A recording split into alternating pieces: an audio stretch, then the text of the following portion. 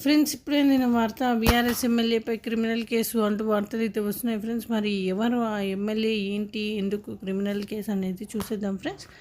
వివరాల్లోకి వెళ్ళే ముందు దయచేసి లైక్ చేసి, షేర్ చేసి, సబ్స్క్రైబ్ అయితే చేసి మరిన్ని లేటెస్ట్ అప్డేట్స్ కోసం బెల్ ఐకాన్ అయితే క్లిక్ చేయండి ఫ్రెండ్స్. అయితే హుజురాబాద్ ఎమ్మెల్యే పాడి కౌశిక్ రెడ్డిపై క్రిమినల్ కేసు నమోదైంది.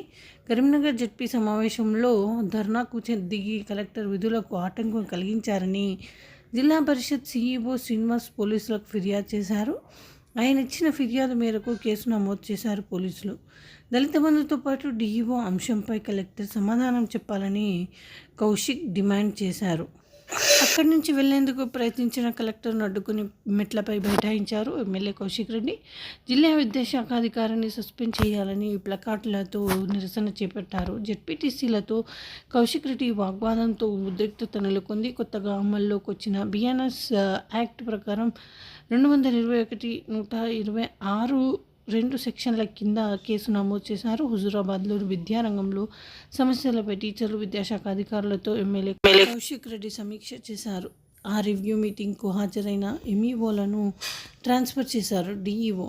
ఆ డీఈఓను సస్పెండ్ చేయాలని కలెక్టర్ను పట్టుబట్టారు కౌశిక్ రెడ్డి. ఫ్రెండ్స్, ఈ విధంగా వార్తలు అయితే వస్తున్నాయి ఫ్రెండ్స్. థ్యాంక్స్.